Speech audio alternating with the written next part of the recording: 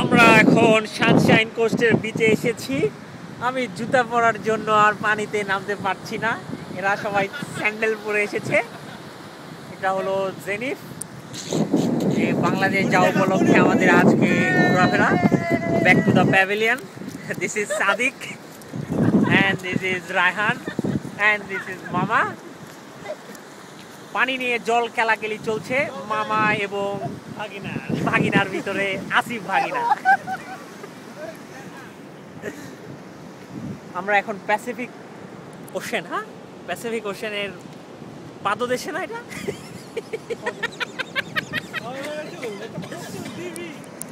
আমরা কি প্যাসিফিক ওশেনের পাদদেশে দাঁড়িয়ে আছি না? আমার অনেক দামি জুতা $269 জুতা ভিজে যাবে।